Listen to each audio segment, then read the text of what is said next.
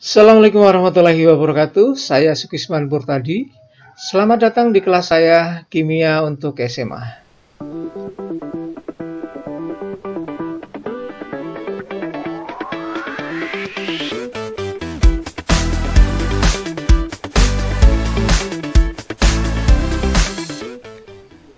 Apa yang akan kita diskusikan hari ini adalah asam dan basa. Jadi bagaimana kita akan membelajarkan konsep asam dan basa untuk siswa-siswa sekolah menengah. Seperti biasa kita akan mendiskusikan mulai dari alur pembelajarannya, bagaimana cara kita memilih alur kita supaya proses pembelajaran kita lebih mudah dipahami atau apa yang akan kita sampaikan lebih mudah dipahami oleh siswa kita.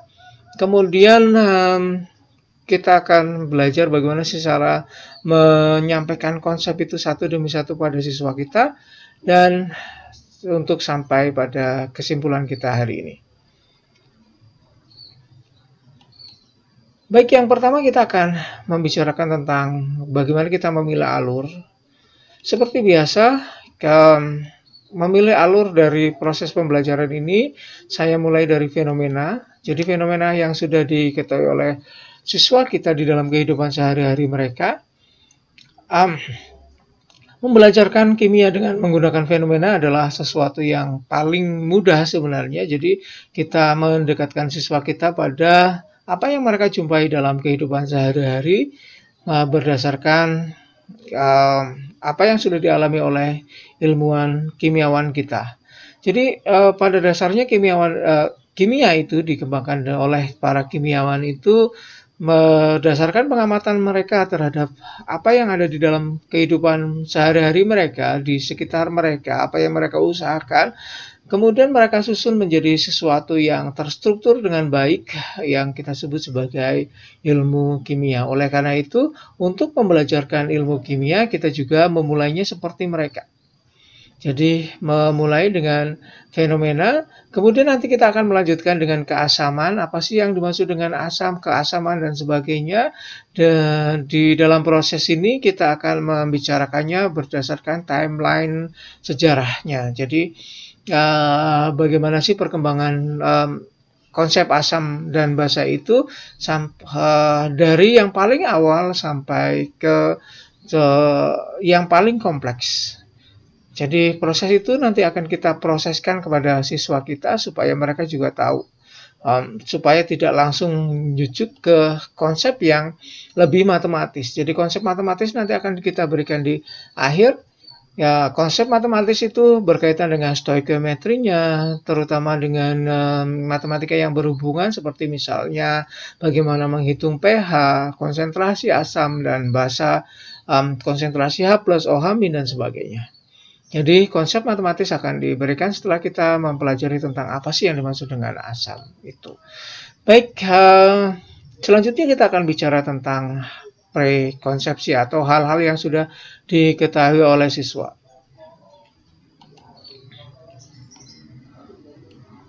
Yang pertama adalah istilah asam itu sendiri. Istilah atau peristilahan berbagai macam istilah sudah dikenal oleh siswa kita. Ada asam, jangan menganggap mereka tidak pernah tahu asam. Jadi kata asam itu muncul di dalam bahasa kita, mungkin di bahasa Jawa, saya tidak terlalu tahu di bahasa daerah yang lain, tetapi di bahasa Jawa, karena ada di dalam bahasa Indonesia, mestinya ada di bahasa Melayu juga. Jadi kata asam itu masuk di dalam otak siswa setiap hari, jadi mereka sudah tahu apa yang dimaksud dengan asam, meskipun apa yang mereka tahu tentang asam adalah yang pertama tentang benda atau buah yang disebut sebagai asam atau tamarin ya itu, kemudian rasa asam itu. Ya, jadi ada dua hal yang mungkin bisa membedakan dan mereka kebanyakan sudah tahu apa yang dimaksud dengan asam. Jadi berhubungan dengan rasa. Kadang-kadang orang juga menyebutnya sebagai masam gitu. Kadang-kadang masam itu artinya sesuatu yang bersifat seperti asam gitu. Jadi lebih ke sifat yang mirip dengan asam, masam gitu. Sedikit asam. atau saya ya Anda tahu lah tentang masam itu ya. Jadi kadang-kadang ada masam, ada asam gitu. Kemudian berikutnya tentang garam.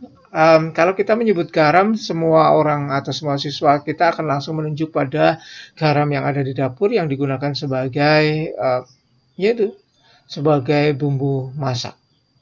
Garam dari laut.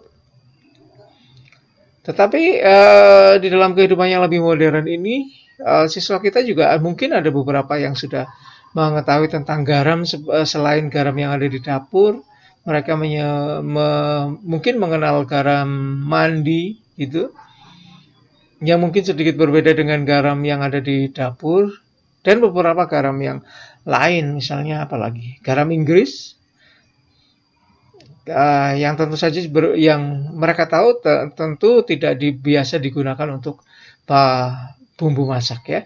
Dan selanjutnya adalah pH. Di dalam kehidupan yang sekarang, kata pH itu sudah dikenal oleh siswa. Kita berterima kasih pada pariwara, iklan, ya advertising gitu ya. Yang berkaitan dengan pH, jadi mereka sudah mengenal apa itu pH, jadi ada beberapa sabun yang katanya netral ya, tidak asam, tidak basa, dan mereka sudah mencontohkan.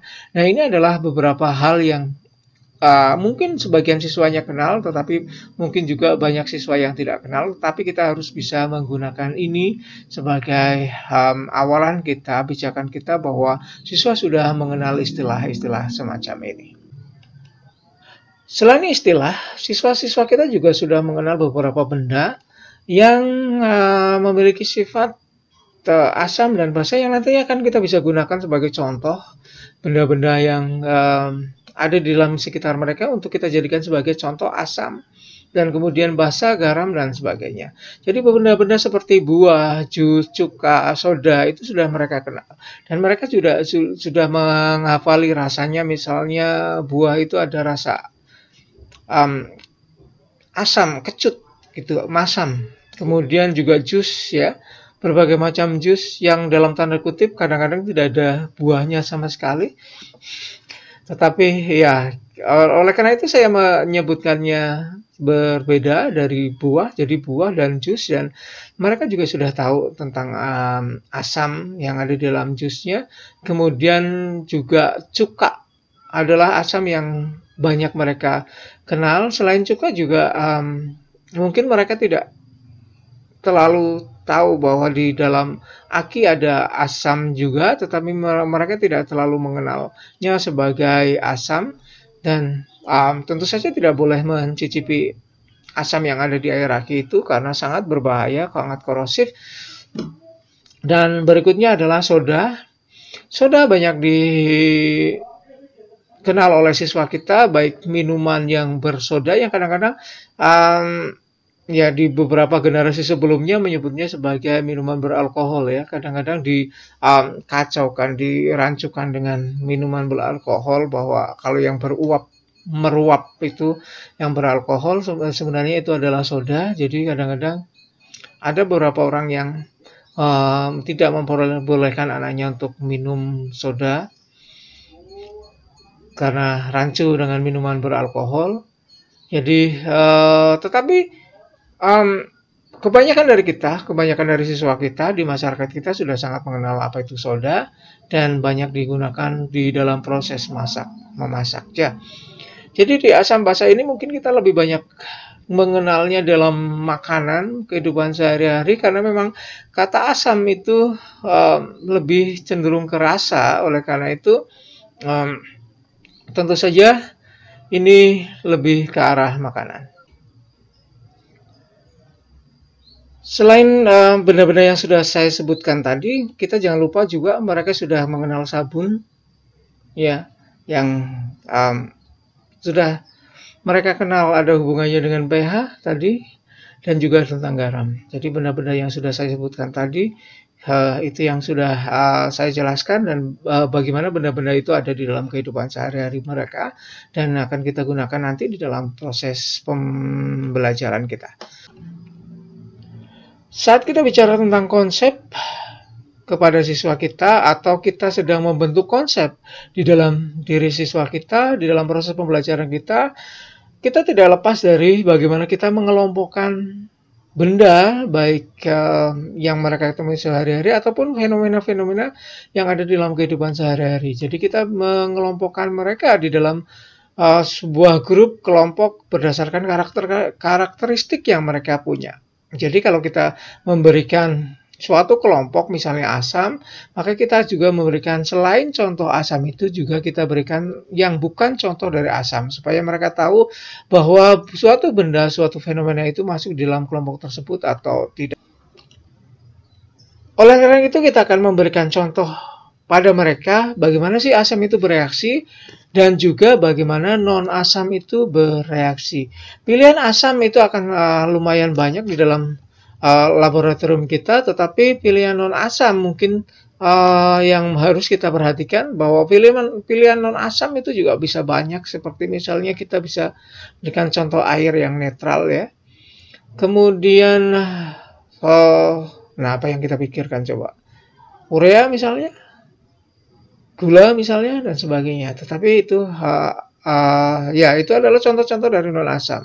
Jadi bagaimana non-asam itu nanti akan bereaksi dengan atau tidak bereaksi dengan logam, atau bagaimana sih interaksi mereka dengan logam, seperti juga interaksi asam dengan logam, supaya mereka tahu yang asam dan yang bukan asam. Tetapi yang perlu kita perhatikan adalah kita harus menghindari garam-garam yang membentuk asam atau basa di dalam larutannya. Karena bisa jadi nanti akan memberikan reaksi yang hampir mirip dengan asam, dan karakteristik dari asam yang kita jelaskan pada siswa menjadi tidak pas lagi atau buyar gitu ya. Seperti misalnya garam-garam CuSO4 misalnya, apalagi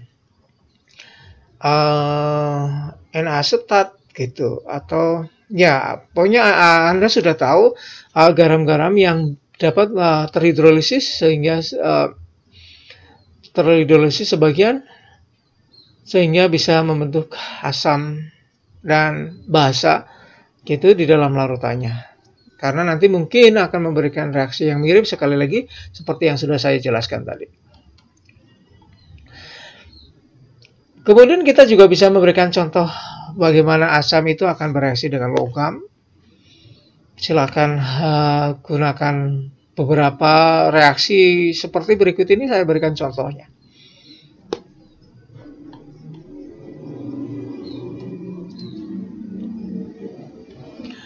Selain menggunakan asam-asam yang ada di dalam laboratorium, asam-asam mineral, kita juga bisa menggunakan asam-asam buah.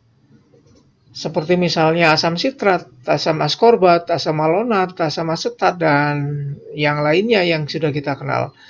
Jadi supaya mereka tahu bahwa asam itu juga tidak hanya dijumpai di dalam laboratorium, sehingga kimia itu bukan sesuatu yang ada di dalam laboratorium, tetapi mereka mengetahui bahwa kimia itu adalah sesuatu yang memang ada di dalam kehidupan mereka sehari-hari.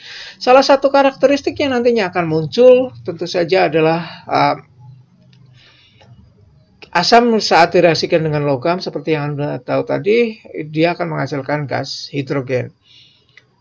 Gas hidrogen ini bisa diuji dengan menggunakan lidi yang menyala, diletakkan di atas tabung reaksi yang di dalamnya ada reaksi antara asam dengan logam. Nanti Anda akan mendapati letupan kecil gitu, popping ya. Jadi meletup. Biasanya adalah ini oleh karena itu biasanya gas hidrogen disebut sebagai gas letup, karena saat diuji dengan menggunakan lidi yang membara atau lidi yang menyala itu biasanya terdengar suara letupan dari yang khas dari adanya gas hidrogen. Nah, yang perlu diperhatikan di sini adalah kita harus memperhatikan keselamatan, karena sekali lagi kita bicara tentang asam dan basa, zat-zat yang lumayan korosif, yang lumayan berbahaya bagi kulit kita maupun peralatan-peralatan di sekitar kita. Oleh karena itu perhatikan baik-baik tentang keselamatan kerja. Jadi gunakan selalu mungkin sarung tangan, kemudian tentu saja harus menggunakan jas lab, kalau perlu Anda menggunakan pelindung mata supaya kita tetap terlindung karena mungkin beberapa asam akan memberikan uap yang tidak kita sadari atau gas yang kita tidak sadari, itu supaya ya kita melindungi diri kita dari hal-hal yang berbahaya dari proses percobaan itu.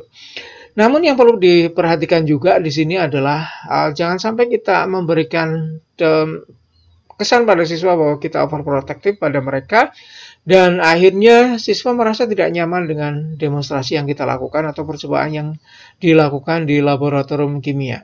Boleh kita memberikan perhatian yang lebih kalau misalnya ada larutan yang tumpah, segera dilap. Kalau misalnya terkena cipratan asamnya harus segera dicuci tangannya, tetapi tergantung yang kena ya. Misalnya kena tangannya terciprat, segera dicuci. Oleh karena itu tadi saya sudah bilang gunakan pelindung tangan juga gitu.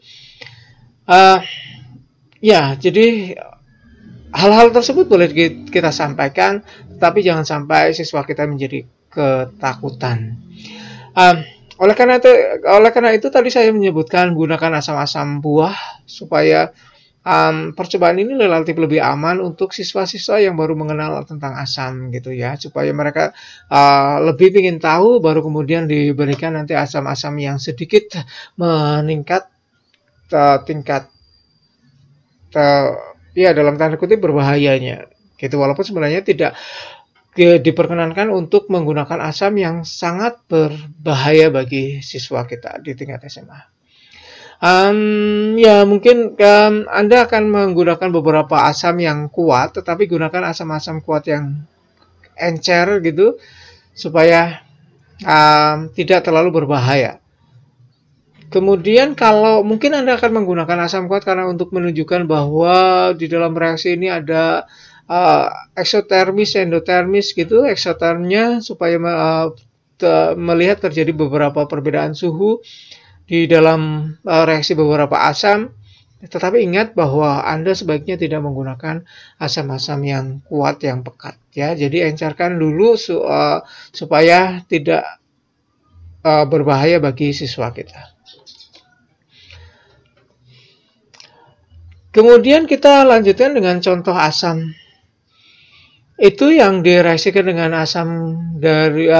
dengan garam-garam karbonat. Mengapa sih saya memberikan contoh ini? Karena di dalam perjalanan kimia kita atau proses penemuan dari konsep asam kita, garam-garam karbonat itu merupakan salah satu yang dalam tanda kutip dipilih atau merupakan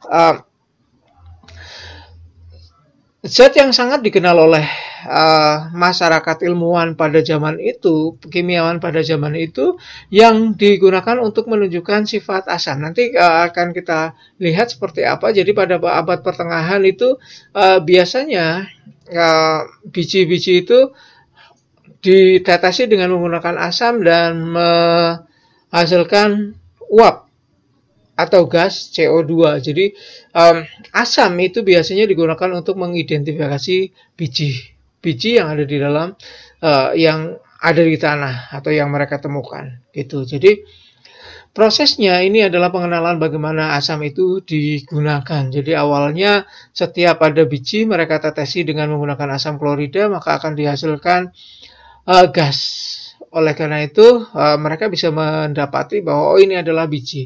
Dan ini adalah pembuktian yang terbalik mungkin ya. Jadi Anda berpikir bahwa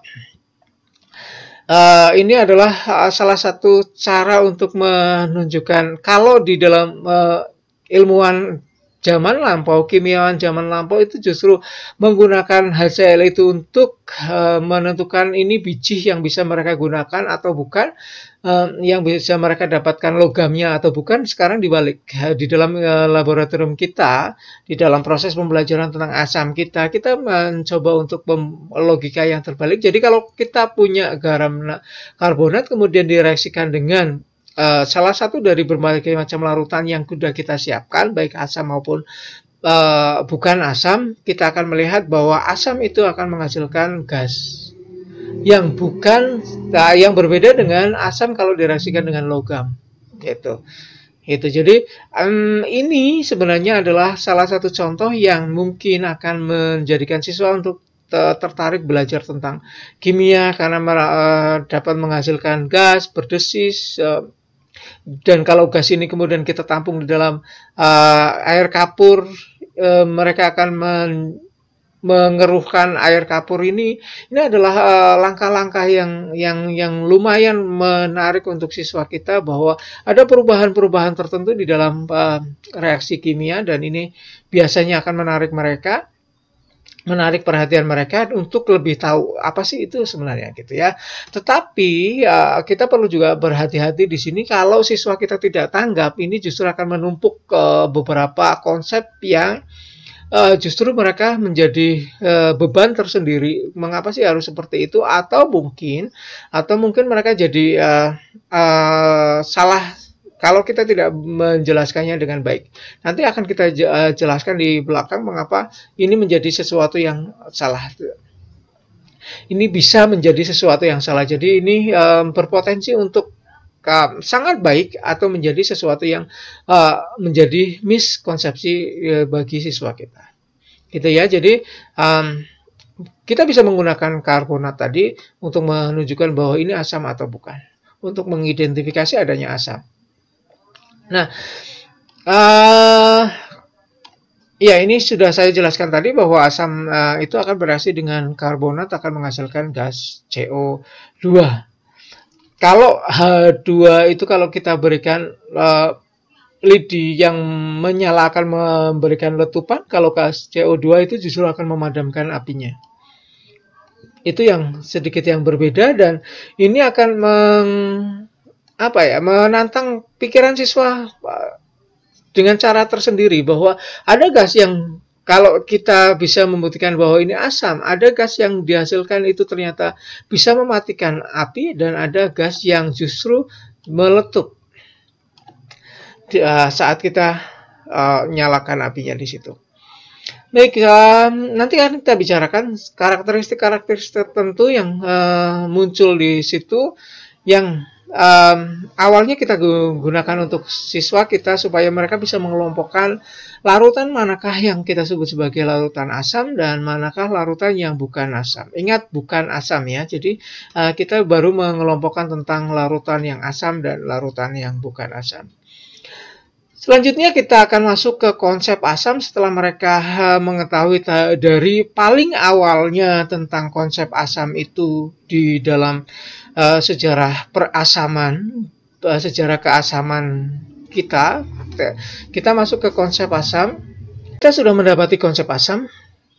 Jadi asam yang pertama atau konsep asam yang paling awal yang didapati oleh kimiawan kita berdasarkan karakteristik yang juga paling awal yang ditemui oleh ilmu kimiawan kita. Jadi bagaimana mereka bisa mendapati suatu zat bisa disebut sebagai asam berdasarkan karakteristik dari reaksinya dengan logam, kemudian dengan tanah yang merupakan garam karbonat, gitu ya. Jadi mungkin saya perlu mengingatkan kembali tentang konsep. Konsep adalah suatu generalisasi dari sebuah sifat.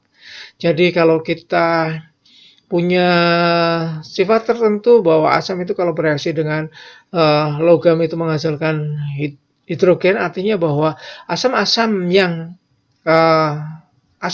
yang lain juga harus kalau direaksikan dengan logam akan menghasilkan gas letup. Kemudian bahwa asam itu kalau direaksikan dengan tanah yang dalam tanda kutip adalah garam berkarbonat itu tadi akan menghasilkan gas yang justru akan memadamkan api, maka seluruh asam adalah zat yang sama dengan itu. Oleh karena itu kadang-kadang ditemui juga sifat-sifat yang sebenarnya kita kenal sebagai asam dewasa ini tidak dikenal sebagai asam pada zaman itu. Itu karena tergantung pada bagaimana pengenalan sifat tersebut.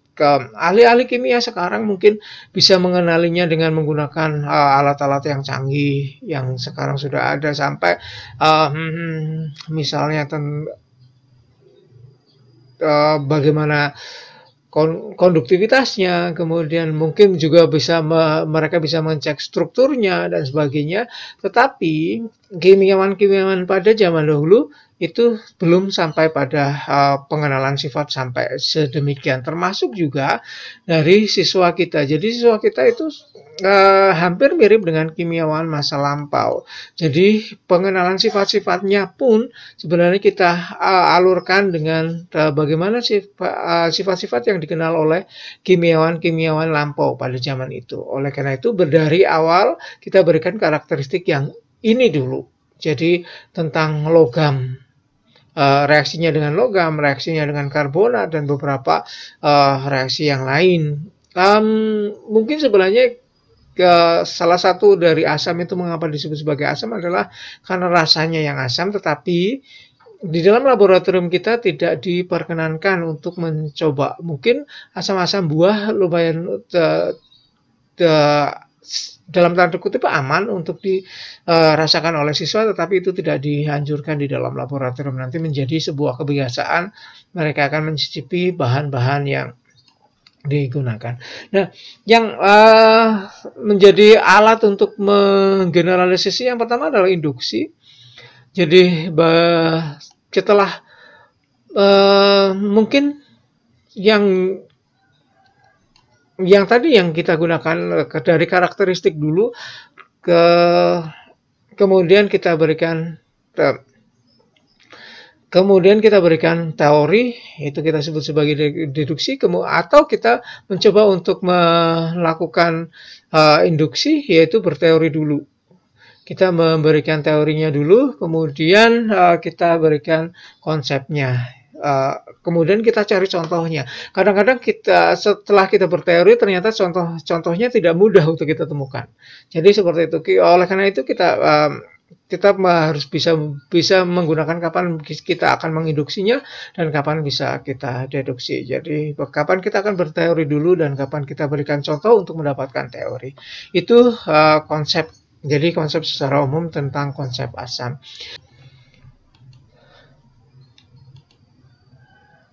Setelah kita dapatkan konsep asam dan bagaimana kita bisa menjelaskan konsep asam yang awal pada siswa kita, kita dapat melanjutkan lagi dengan ke perjalanan berikutnya adalah bagaimana mengidentifikasi asam. Jadi kita akan mencoba untuk memperluas teori asam itu dengan menggunakan salah satu benda yang bisa digunakan untuk membuktikan teori tentang asam itu, yang kita kenal pada zaman itu adalah lakmus. Jadi lakmus itu adalah yang paling awal sebenarnya, mungkin sekitar 1300 Masehi ya, di awal itu, walaupun bukti penggunaannya sebenarnya tidak terlalu banyak dikenal atau banyak ditemukan, bahwa pada tahun inilah awal dari pembentukan atau penggunaan lakmus. Tetapi secara historis sebenarnya ekstrak-ekstrak tumbuhan itu biasanya digunakan oleh orang-orang pada zaman dahulu untuk obat ya. Mungkin tidak hanya di Eropa, kita juga mengenalnya di sini di Jawa, di Indonesia secara umum, kemudian juga Cina, kemudian India. Ada banyak tumbuhan yang diekstrak untuk digunakan sebagai obat-obatan. Tapi yang kita bicarakan di sini adalah lakmus. Itu sebenarnya adalah secara historis seperti yang sudah saya sebutkan, dikenal oleh ekstrak tumbuhan itu banyak digunakan itu karena mereka digunakan untuk obat. Mengapa? Karena rumah sakit bukan sesuatu yang aman untuk dikunjungi pada saat itu, sehingga orang-orang biasanya menggunakan sediaan ekstrak dari tumbuhan ini. Tidak banyak dikenal obat seperti yang sekarang, obat sintesis yang dari pabrik ya, tapi banyak digunakan ekstrak-ekstrak tumbuhan itu, dan mereka menggunakan sediaannya di rumah, menyimpannya di rumah, seperti misalnya untuk obat batuk, untuk ya sakit-sakit yang ringan ya. Mungkin juga termasuk juga sakit-sakit yang berat sebenarnya sih. Mereka menggunakan obat-obatan yang seperti itu. Jadi obat-obat itulah yang dulu digunakan. Dan salah satu yang mereka temukan adalah bahwa sirup-sirup ini, terutama dari bahan-bahan yang berwarna itu bisa digunakan untuk membedakan benda yang satu dengan bahan yang lainnya atau bahan yang satu dengan yang lainnya. Jadi ada bahan yang bisa digunakan untuk membedakan bahan yang lain. Jadi ini juga merupakan salah satu cara bagaimana teori itu bisa berkembang, yaitu dengan membuktikan bahwa ada satu kelompok yang tadi sudah kita sebutkan bahwa ada kelompok yang disebut sebagai asam dan di yang lainnya adalah bukan asam. Nah, kita bisa mencoba untuk apakah benar-benar karakteristiknya memang sama untuk benda-benda atau bahan-bahan yang masuk dalam golongan yang disebut sebagai asam dan yang bukan asam. Oleh karena itu, salah satunya adalah lakmus. Lakmus di sini sangat berguna karena lakmus itu merupakan salah satu zat yang hanya memberikan dua warna, yaitu warna merah dan biru. Dan ini mungkin banyak sekali ditemui di konsep-konsep di kimia kita, di dalam pelajaran kimia kita ada sebuah dikotomi, satunya membedakan dua hal, yang ini dan yang bukan yang ini. Ada asam dan basa. Kemudian ada apa lagi? Oksidasi dengan reduksi. Ada sesuatu yang berlawanan, ada negatif, ada positif, ada asam, ada basa, ada logam, bukan dan non logam, ada asam dan bukan asam sebenarnya waktu yang digunakan di awal ini. Tetapi sebenarnya di dalam proses pelajaran kita nanti, di dalam proses pemberian teori ini nanti, kita akan menemui bahwa bahan-bahan di alam ini tidak hanya dibedakan menjadi dua hal, tetapi mungkin juga ada beberapa pengelompokan tertentu. Jadi tidak persis bahwa kalau tidak masuk satu kelompok berarti dia di kelompok yang lain ya. Nanti kita akan banyak menemui hal-hal yang semacam itu, tetapi untuk di awal-awal konsep ini kita mengikuti dulu alur yang digunakan, yaitu membedakan satu kelompok dengan kelompok yang lain. Kita tidak bermasuk ke kelompok-kelompok di sosial. Kita sedang berbicara tentang kelompok di dalam kimia, yaitu satu konsep dengan konsep yang bukan.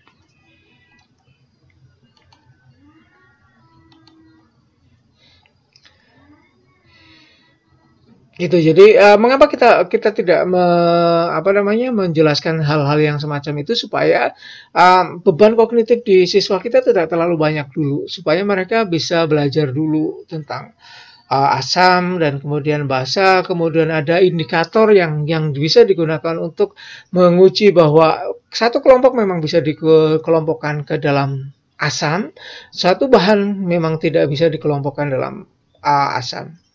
Seperti misalnya kalau kita mau masukkan kertas lakmus gitu misalnya,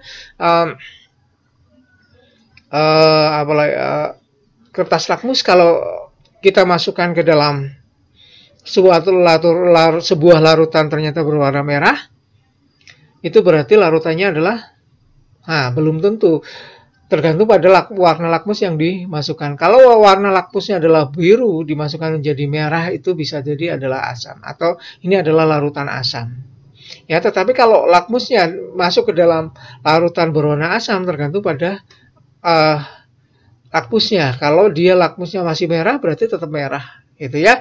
Jadi ini dulu yang diberikan pada siswa kita tentang bahwa ada kelompok-kelompok tertentu yang kemudian kita uji teori kita bahwa asam adalah zat yang perjalanan teorinya mungkin agak sedikit, Anda akan melihatnya sedikit kok rumit banget sih Pak.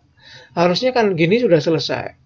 Tapi kita mencoba untuk melihat pelan-pelan dari awal tadi bahwa ada kelompok bahan yang kalau direaksikan dengan logam itu menghasilkan gas hidrogen. Ini dulu, kemudian kita mencoba untuk menarik sebuah kesimpulan generalisasi mendapatkan konsep asam, bahwa asam adalah bahan yang jika direaksikan dengan logam akan menghasilkan gas. Itu dulu. Kemudian kita mencoba untuk Setelah kita mendapatkan konsep ini yang merupakan generalisasi dari karakteristik yang kita punya itu, kemudian kita mencoba dari teori tadi kita cek dengan menggunakan indikator. Benarkah satu larutan itu masuk dalam asam atau dalam basa dengan menggunakan indikator. Jadi ini adalah kerja bagaimana teori itu berkembang. Jadi kita mengajak siswa kita bagaimana sebuah teori berkembang dari satu yang sederhana, kemudian ditarik generalisasi, kemudian kita mencoba diuji coba. Nah, mungkin setelah kita menguji coba dengan menggunakan bahan indikator, kita mendapati karakteristik yang lain. Misalnya, asam itu kalau ditambah dan diteteskan pada lakmus, kertas lakmus itu kalau merah tetap merah, biru menjadi merah. Itu adalah karakteristik lagi yang muncul di situ, ya. Jadi karakteristik demi karakteristik kemudian nanti akan mencoba kita generalisasikan, kemudian kita uji lagi. Jadi proses dari perjalanan teori yang sedang kita bicarakan di sini adalah seperti itu. Jadi supaya mereka tahu bahwa sebuah teori kadang-kadang berkembang, mungkin kita terima sekarang, mungkin besoknya tidak kita terima karena ada beberapa hal yang tidak cocok. Gitu. Jadi mereka terbiasa dengan hal-hal semacam itu.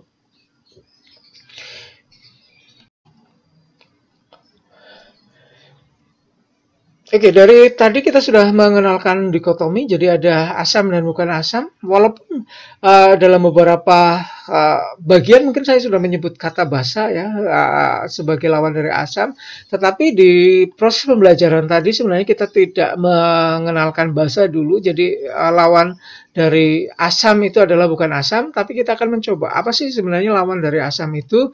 Kita mengenalkan pada siswa kita tentang bagaimana sih basa itu muncul dari gagasan awal tentang basa. Kalau kita mencoba untuk mengenalkan pada siswa tentang base, siswa kita juga bisa tahu bahwa base itu artinya dasar. Jadi gagasan awalnya adalah dari Rowell, ya.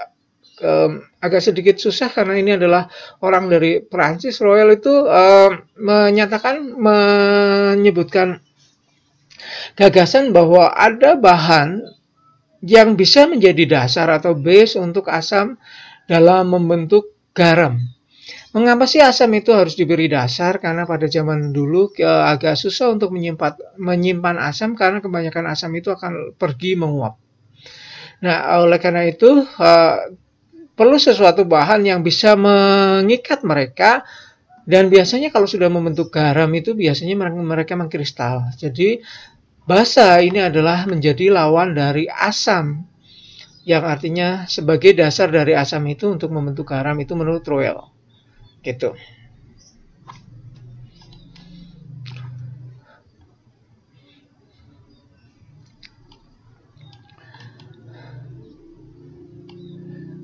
Kemudian kita mencoba untuk mengenalkan istilah alkali. Kenapa kita sebut mengenalkan istilah alkali? Ada beberapa siswa kita yang mungkin sudah mengenal alkali itu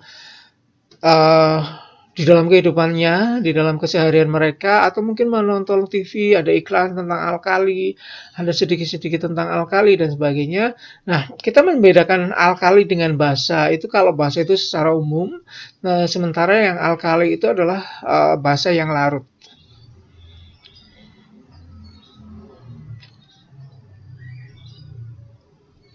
Jadi agak sedikit mungkin sedikit membingungkan pada siswa kita, walaupun kita sudah mengenalkan alkali sebagai basa yang larut, barangkali kita akan mencoba untuk mengenalkan pada mereka tentang istilah basa saja yang kita gunakan untuk menjadi lawan dari asam.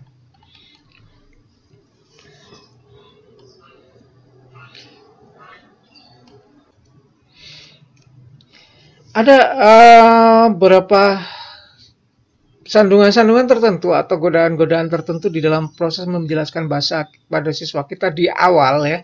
Karena kadang-kadang kita ingin menjelaskan banyak hal pada siswa kita tanpa kita sadari bahwa mereka tidak tahu di awalnya gitu. Atau mungkin ada beberapa sifat yang justru bertentangan waktu kita mengenalkan konsep itu pada siswa kita. Misalnya tentang amonia gitu. Bagaimana dengan amonia? Yang nanti pada bagian akhir kita bisa mengenalinya sebagai basa karena larutan di dalam airnya memiliki pH lebih dari 7. Tetapi di basa yang di awal ini kita mengenalkannya sebagai basa-basa yang tadi sebagai dasar dari bagaimana asam itu membentuk padatannya, dan biasanya yang digunakan adalah padatan. Tetapi amonia itu berubah zat cair. Oleh karena itu sebaiknya kita tahan dulu bagaimana asam itu bereaksi dengan amonia. Jadi kita gunakan amonia itu nanti di belakang saja. Jadi walaupun amonia itu adalah basa, kita tidak mengenalkannya di sini di awal supaya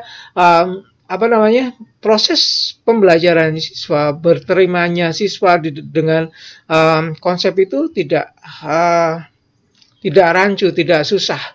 Itu mereka akan menerimanya dengan lebih mudah sebelum kita kemudian nanti akan mengevaluasinya di belakang. Kita akan memperbaikinya lagi, merevisinya lagi dan sebagainya supaya jalannya benar.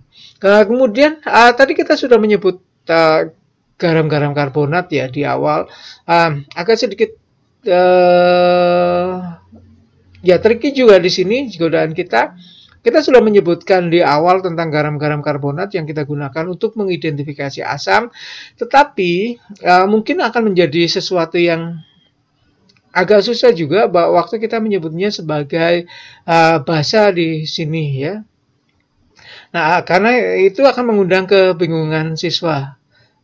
Lagi, karena karbonat itu juga merupakan sebuah garam. Oleh karena itu kita mungkin bisa mengenalkannya dengan cara yang berbeda. Mungkin ini adalah gabungan dari oksida logam dengan CO2-nya. Kita bisa menggunakan hal itu karena ini adalah terlanjur kita sudah berikan di awal bagaimana asam itu bereaksi ditunjukkan dengan menggunakan karbonat. Ada cara lain sebenarnya. Jadi pada zaman dulu itu orang mengenalnya garam-garam karbonat itu sebagai garam yang terbentuk dari oksida dari logam dengan karbon dioksidanya. Jadi kita bisa mencoba untuk mengenalkan itu pada siswa kita. Kalau siswa kita tidak bertanya lebih lanjut atau kita mencoba untuk menjelaskan pada mereka tentang garam-garam karbonat ini yang bersifat dalam tanda kutip adalah basa. Walaupun ini merupakan bukan basa seperti yang sama dengan yang tadi, ya sebenarnya kita sudah mencoba untuk menghindarinya, gitu. Tetapi kita gunakan sekarang. Oleh karena itu karbonat ini sedikit berbeda dengan basa yang sudah kita gunakan tadi. Ini dalam tanda kutip memiliki sifat yang basa, tapi bukan basa yang sama dengan yang kita gunakan untuk sebagai kata sifat basa yang kita gunakan tadi.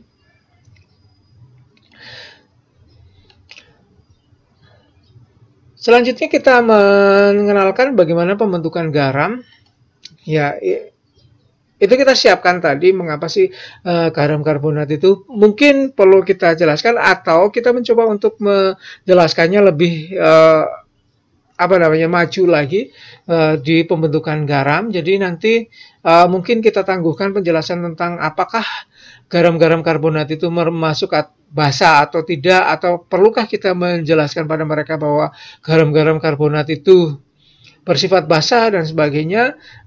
Mungkin kita mencoba untuk mengenalkan dulu bagaimana pembentukan garam di sini. Seperti yang sudah dijelaskan tadi bahwa asam-asam itu membentuk garam dengan basa. Jadi basa digunakan sebagai base atau dasar di dalam membentuk garam-garam tertentu. Tidak hanya dengan basa tapi juga dengan karbonat ya.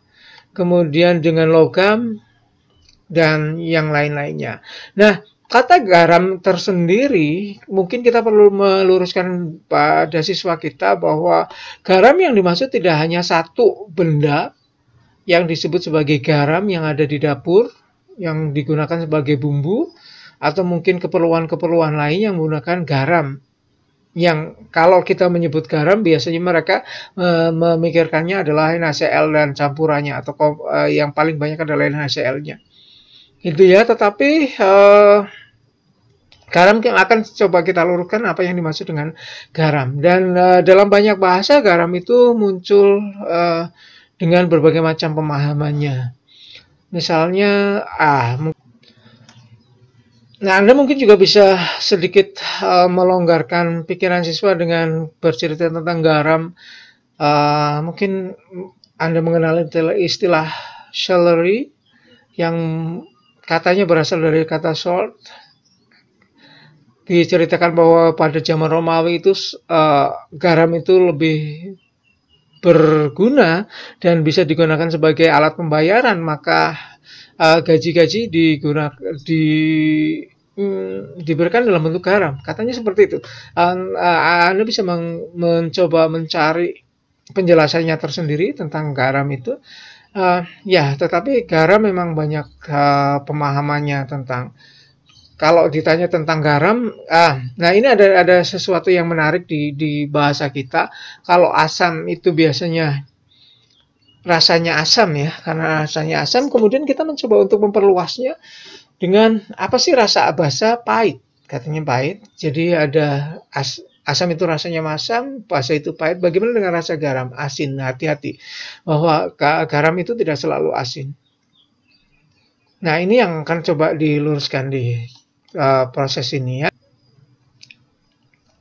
Percobaan membuat garam dari garam karbonat, jadi ada sedikit yang tadi sudah saya jelaskan mengapa seperti itu. Ya, tapi kita fokus pada percobaannya di sini. Kita mencoba untuk mengenalkan garam pada siswa kita dengan menggunakan percobaan. Dan selain mengenalkan garam, sebenarnya dengan menggunakan percobaan ini kita bisa mengaktifkan kerja atau keterampilan siswa kita, baik misalnya bagaimana mereka membuat larutan, bagaimana mereka menyaring, mendekantasi, memisahkan campuran dan sebagainya. Di sini kita selain mengenalkan konsep juga mengenalkan keterampilan. Selanjutnya adalah mungkin Anda bertanya bahwa tadi kita sudah mengenal asam dan bagaimana proses asam itu ditemukan dan diidentifikasi, karena asam itu sangat dikenal, sementara basa itu tidak, gitu ya. Sepertinya tidak terlalu dikenal, terutama di bahasa kita. Tapi sebenarnya kita sudah mengenalkan tentang alkali tadi, bahwa alkali itu berasal dari bahasa Arab. Alkali itu adalah bahasa yang larut, dan di dalam bahasa Arab itu artinya abu yang tertinggal di di perapian ya. Jadi kalau ada wajan, ada panci, kemudian ada yang nempel di bagian yang tertinggal, itu disebut sebagai alkali, dan mereka memiliki sifat yang dalam tanda kutip basa, walaupun saat itu belum dikenal, tapi kita sudah mengenalnya tadi bahwa sifatnya ini adalah basa. Nah, basa yang paling banyak dikenal adalah natrium hidroksida atau NaOH ya. Dalam naskah-naskah kuno, sabun itu dikenal sebagai bahan yang terbuat dari minyak dan alkali, dan dalam hal ini alkali yang digunakan adalah NaOH, dan sabun itu banyak digunakan pada saat itu. Dan sumber-sumber alkali yang lain sebenarnya mereka gunakan, seperti misalnya abu kayu yang juga mengandung oksida dari natrium dan juga kalsium, dan juga karbonatnya. Jadi ada oksidanya dan karbonatnya. Dan biasanya kalau direaksikan abu kayu direaksikan dengan asam akan menghasilkan garam kalium, garam kaliumnya. Dan kalau larutannya kemudian kita uapkan akan kita hasilkan garamnya.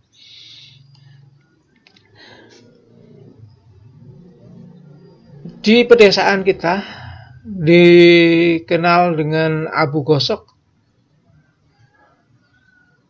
sebagai alat untuk mencuci bahan-bahan yang bukan baju ya, karena nanti kalau baju biasanya terus bisa nempel abunya gitu. Tapi di bahan-bahan yang berlemak, bahan-bahan yang berminyak seperti piring dan peralatan-peralatan dapur yang lain, atau mungkin bahan-bahan yang lain yang berlemak, biasanya dicuci dengan menggunakan abu kayu Nah, ini adalah cikal bakal sabun sebenarnya yang kita kenal. Nah, di bagian dunia yang lain yang bukan di dunia kita mungkin ya, seperti misalnya di zaman lampau di Eropa gitu, abu kayu digunakan sebagai pencuci pakaian. Ya, ya mungkin agak sedikit aneh bagi kita, tetapi mungkin prosesnya adalah bahwa abu kayu mungkin akan bereaksi dengan lemaknya sehingga membentuk semacam sabun, kemudian mengemulsi kotorannya gitu sehingga mereka lepas dari pakaiannya. Dan biasanya ini merupakan bahan-bahan yang ya memang yang berlemak gitu. Kemudian selain abu kayu ada beberapa abu-abu tertentu yang digunakan dengan tujuan tertentu setelah mereka mengetahui sifat-sifat dari abu itu. Nah, pada pembakaran yang lebih lanjut daripada abu itu ternyata diperoleh bahasa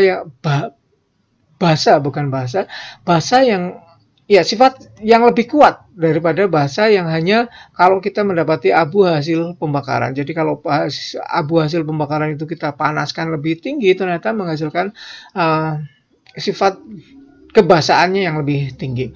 Jadi mungkin kita bisa mengenalkan ini pada mereka, yaitu kita mencoba untuk bereksperimen dengan membuat sabun dari abu kayu. Eksperimen ini banyak dilakukan di internet, silakan cari bagaimana cara membuatnya, atau mungkin kita tidak harus menggunakan sebagai abu kayu, kita bisa menggunakan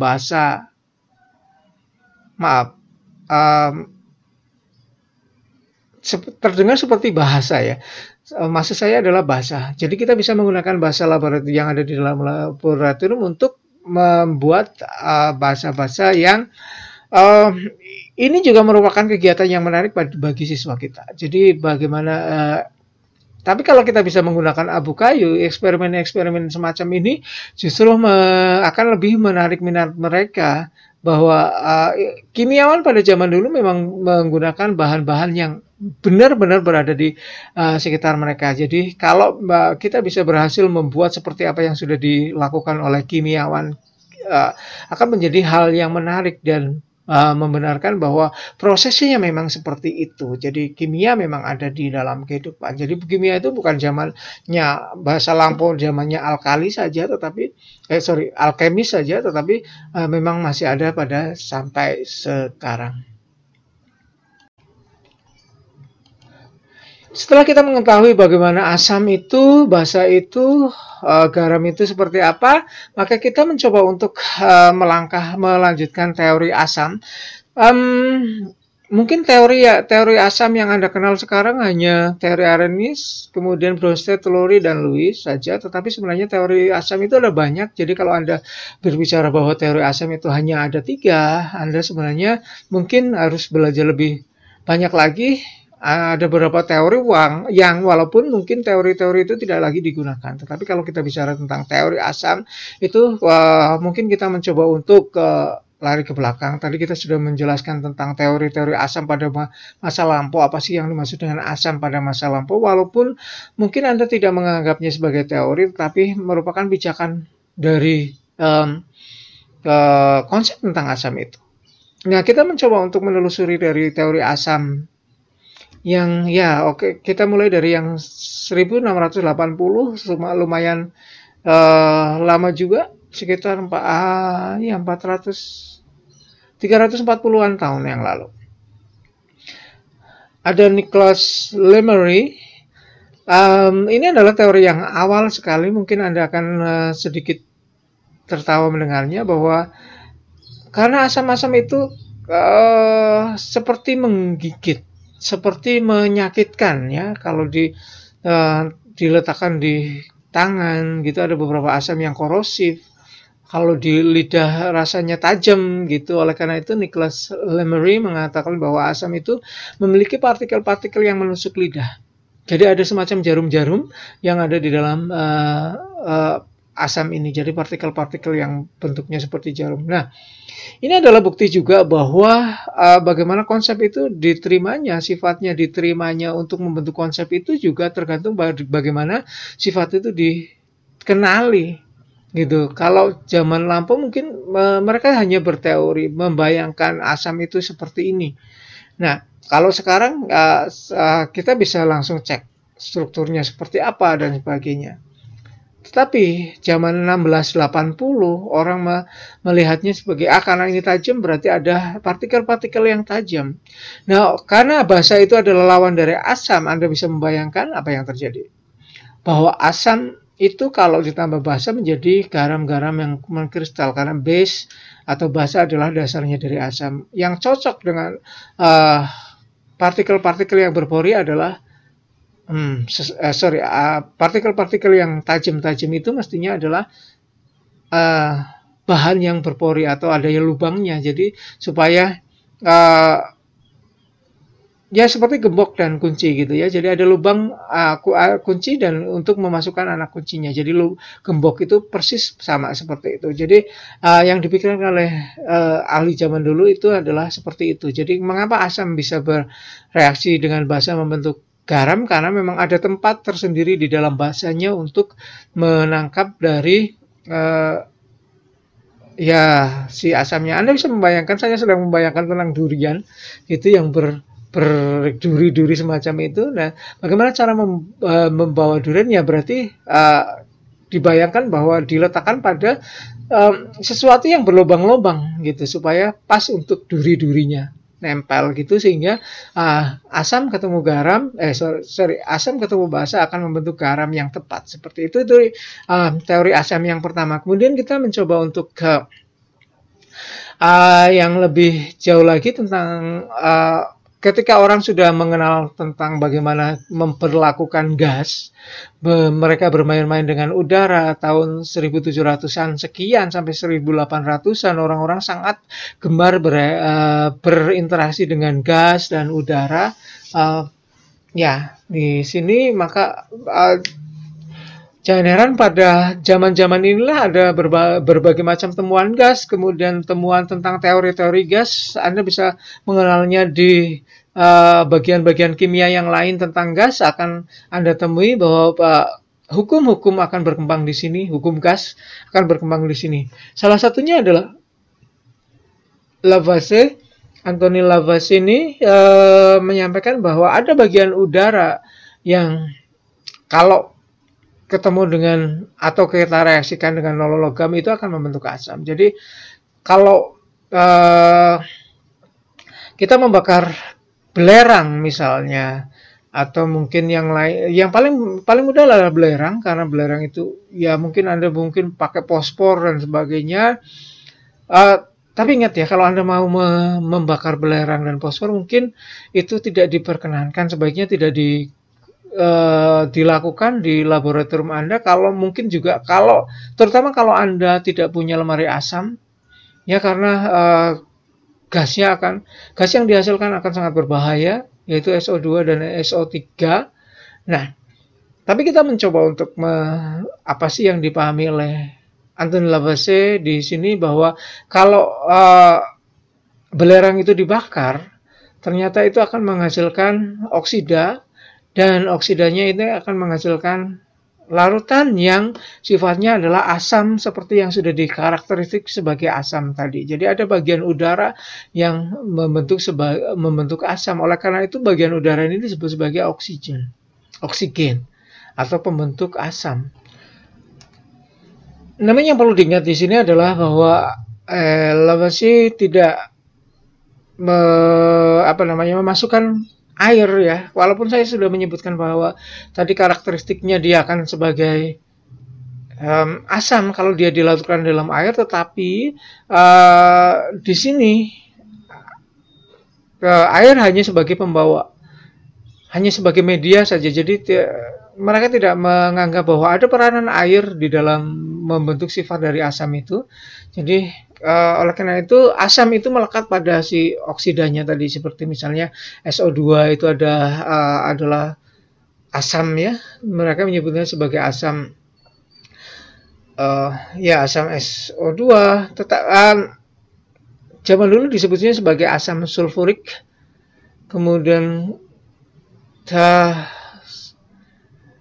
nah, di zaman ini orang sudah mengenal bahwa ada beda antara SO2 dan SO3 dan ada jumlah yang berbeda pula di oksigen di SO2 dan SO3 walaupun belum ditetapkan, tetapi secara kuantitatif mereka sudah bisa menetapkan bahwa ada perbandingan yang berbeda antara S dengan O pada SO2 dan SO3 dan mereka memberi nama yang sedikit berbeda dan nama yang sistematis untuk SO2 dan SO3-nya di sini. Itu itu di Lavoisier, sekali lagi bahwa Lavoisier tidak menyertakan airnya sebagai sifat pembentuk sebagai pembentuk sifat keasamannya tadi. Nah, jika saya menyebutkan bahwa apa yang dilakukan oleh Lavoisier untuk membuktikan bahwa non-logam kalau dibakar di udara akan membentuk asamnya, jadi ada bagian udara yang membentuk asam, dan ini lumayan berbahaya kalau kita kerjakan di dalam kelas kita, di dalam laboratorium kita. Anda bisa menunjukkan beberapa video yang bisa digunakan untuk siswa kita belajar tentang bagaimana pembentukan asam dan basa. Ini Anda bisa mengunjungi www.periodicvideos.com. Jadi bagaimana sifat-sifat non-logam ini kalau dibakar ya, Anda bisa menyaksikan ini dan bisa disampaikan kepada siswa kita tentang reaksi-reaksi yang bisa membentuk asamnya. Jadi kita bisa menjelaskan pada siswa kita bahwa non-logam kalau dibakar akan membentuk asam, kemudian logam itu kalau dibakar membentuk basa, tanpa kita melakukan sendiri, terutama pada bagian non-logam kalau dibakar membentuk asam.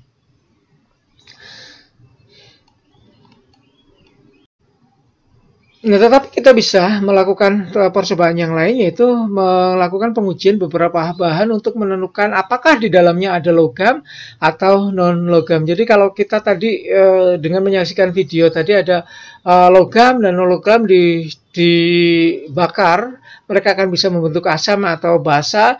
Kemudian kita mencoba untuk seperti yang tadi dilakukan logika yang terbalik. Kita punya larutan-larutan tertentu, kemudian kita cek apakah di dalamnya ada ada non-logam atau logam.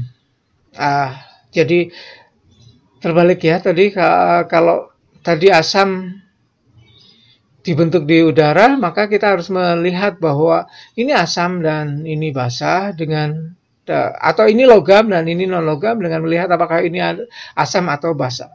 Itu jadi kita bisa melakukan uji seperti itu. Misalnya Anda bisa mengetes asam sulfat, sekali lagi pakai yang encer ya, asam sulfat yang encer, kemudian minuman bersoda atau langsung saja air sodanya, kemudian juga natrium hidroksida NaOH yang encer sekali lagi, kemudian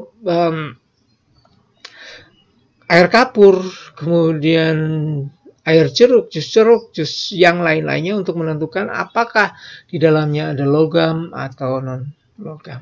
Tetapi hindari seperti yang sudah saya, walaupun saya sudah menyebutkan tadi jeruk ya, hindari yang semacam ini karena kompleks, bagi siswa akan sedikit susah, dan bagi kita nanti akan menjelaskannya agak sedikit kompleks ya.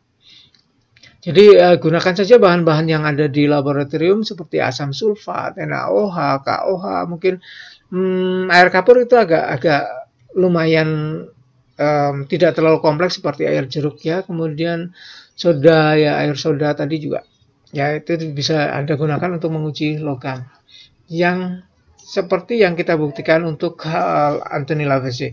Kemudian tahun 1839 setelah disampaikan oleh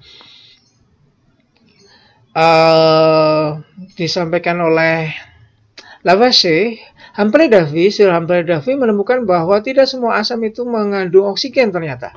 Walaupun oksigen sudah terlanjur mendapatkan namanya sebagai pembentuk asam, tetapi ada asam yang tidak membentuk, tidak menghasil atau tidak memiliki oksigen, yaitu HCl.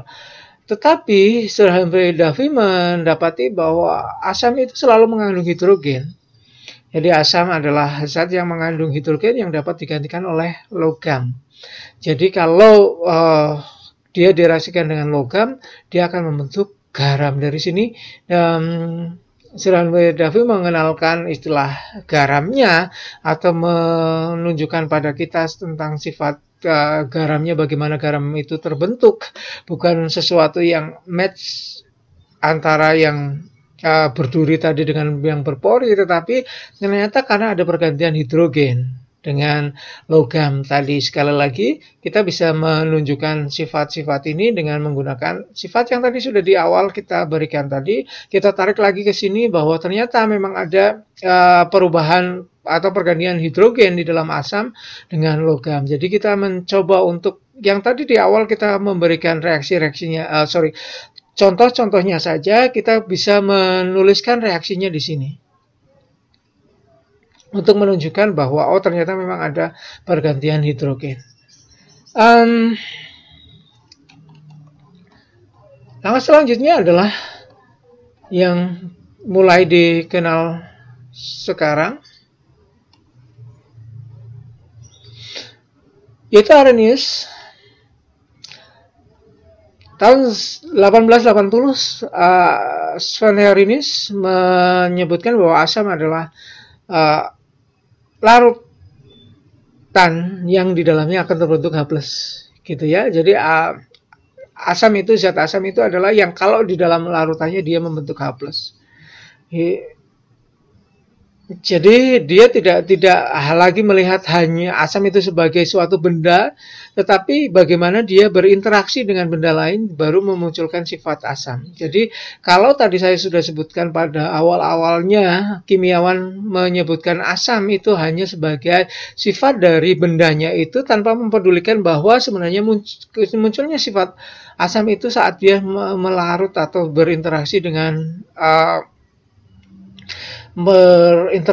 air, maka Arrhenius kemudian meneliti ternyata bahwa asam itu membentuk ion H+ dalam larutan. Nah, sejarahnya mengapa sih Arrhenius kemudian menggunakan H+ di sini?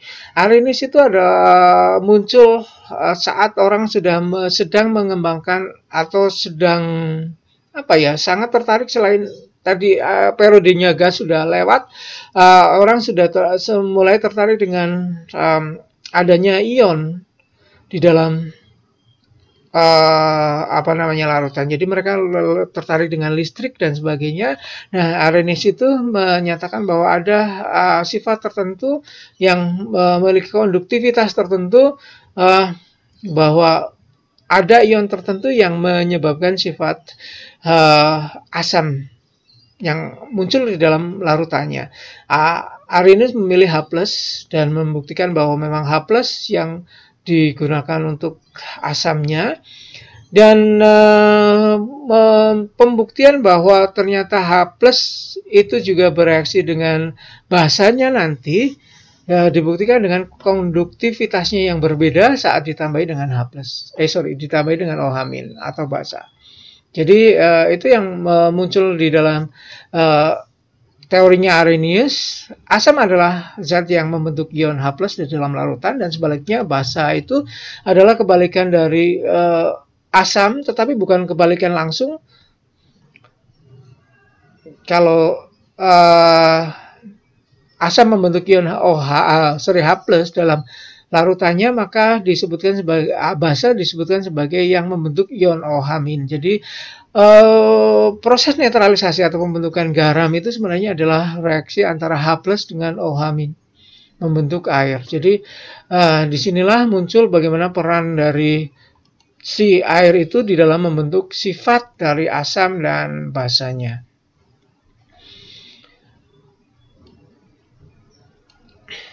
Di tahun 1908, sekitar hampir dekat-dekat dengan yang disampaikan oleh Arrhenius tadi tentang H+, Sørensen kemudian mengenalkan konsep yang baru, yaitu pH.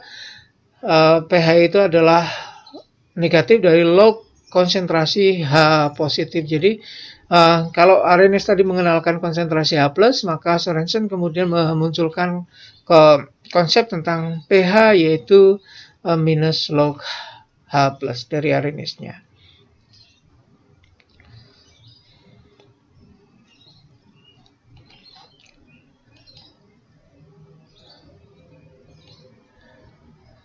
Nah, yang menarik dari bahasa pH ini bahwa kita mengenalnya, mungkin Anda mengenalnya bahwa pH itu 1 sampai 14 atau mungkin Anda juga mengenalnya dari kurang dari 1 atau 0 hingga 14. Tapi sebenarnya banyak buku yang juga menyatakan 1 sampai 14 dan kisaran pragmatisnya itu berkisar dari minus 1,6 sampai 15,6. Nah, itu pH, tetapi yang paling penting adalah 7 itu ada di tengah-tengah.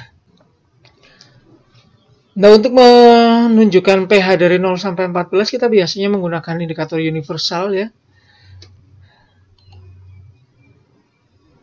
Indikator universal ini dikenalkan oleh orang Jepang Yamada sekitar tahun 1923. Pada tahun yang sama sebenarnya muncul juga teori yang berikutnya, teori asam yang berikutnya. Tetapi kita coba untuk dijelaskan dulu yang ini ya. Untuk menunjukkan tanda dari pH 0 sampai 14 digunakan indikator universal, tetapi pada beberapa penelitian siswa ternyata agak bingung untuk membedakan antara merah sampai menuju ke kuning gitu. Jadi mungkin ada oranye di tengahnya dan sebagainya. Jadi mungkin agak sedikit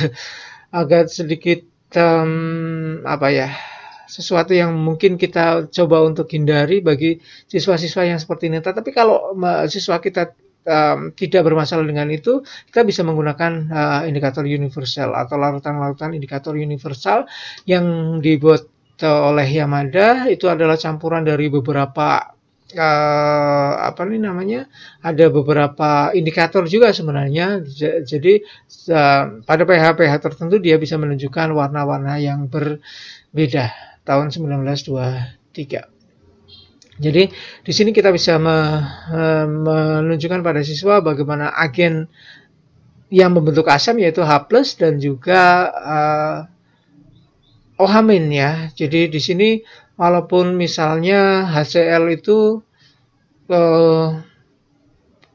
kalau di ikatan kimia itu sebenarnya tidak memunculkan H+ sebenarnya, tetapi karena dengan Cl itu kan ikatannya kovalen, sehingga tidak memunculkan H+, tetapi di dalam Arrhenius itu menunjukkan bahwa HCl itu kalau masuk di dalam air akan membentuk H+-nya atau melepaskan ion H+-nya sehingga bisa membentuk asamnya. Jadi HCl itu kita sebut sebagai asamnya. Seperti yang sudah saya sebutkan sebelumnya, tahun 1923 Bronsted dan Lowry menyampaikan teorinya bahwa asam itu tidak hanya sekedar yang menghasilkan H+ di dalam larutan airnya, tetapi asam itu lebih sebagai bahan yang dapat mendonorkan protonnya. Jadi mengapa NH3 dan HCl itu bisa bereaksi? Karena ada satu bagian atau NH3 yang bersifat sebagai basa dan HCl yang bersifat mendonorkan protonnya kepada NH3 sehingga prosesnya tetap reaksi asam dan basa. Di Bronsted-Lowry kita mengenal adanya istilah H3O+, tetapi di beberapa penelitian menunjukkan bahwa yang terbentuk adalah H9O4+. Jadi Anda bisa membayangkan itu ada 4 H2O ya, ada 4 H2O yang saling berhubungan mungkin di dalam ruang tetrahedralnya, kemudian di ketempelan H+, jadi bukan hanya satu H tetapi dalam H2O yang berikat 4 yang membentuk kumpulan 4 ditempeli H+. Jadi H9O4+. Walaupun ini digunakan tetapi ya mungkin Anda mau mengenalkan ini, tetapi akan lebih baik jika tidak dikenalkan pada siswa kita dan Mengapa? Karena siswa kita akan lebih mudah kalau mendapati konsep yang lebih sederhana, yaitu H3O+. Walaupun nanti di bagian belakang-belakang mungkin akan kita revisi lagi, tetapi kita mencoba untuk sesuatu yang bisa diterima oleh siswa dulu, kemudian baru kita mengenalkan sesuatu yang kompleks. Jadi kita mengenalkan H3O+ akan lebih mudah, karena mereka sedang bergerak dari H+ ke H3O+, ya. Jadi dari Arrhenius-nya H+, kemudian Gibbon Statlori-nya H3O+. Jadi ada pergerakan ke situ, kita sebaiknya tidak menambahi beban kognitif mereka untuk mengenalkan H9O4+. Agak susah untuk siswa kita. Ya, walaupun Anda mungkin akan membaca penelitian tentang itu. Kemudian tadi kita sudah mengenalkan sedikit tentang larutan asam kuat dan larutan yang asam yang lemah. Walaupun di sini saya menyebutkannya hanya untuk Anda sebagai calon pengajar, tetapi pertanyaannya apakah kita akan menuliskan asam kuat dan asam lemah? Kalau kita belum mengenalkan tentang kesetimbangannya dan bagaimana mereka terprotonasi di dalam larutannya, kita hanya akan mengenalkan larutan asam kuat untuk larutan yang memiliki pH kurang dari 3. Nanti seiring dengan pertambahan konsep yang mereka peroleh tentang asam, kita bisa menjelaskan tentang asam berkaitan dengan bagaimana dia melepaskan H+-nya. Jadi bagaimana kesetimbangannya di dalam airnya. Nah, tentang asam Lewis dan matematika yang berhubungan seperti yang sudah saya sebutkan tadi akan muncul di part 2. Jadi kita akan membicarakannya di asam basa di bagian berikutnya. Terima kasih atas perhatian Anda. Selamat belajar, selamat bekerja. Terima kasih. Assalamualaikum warahmatullahi wabarakatuh.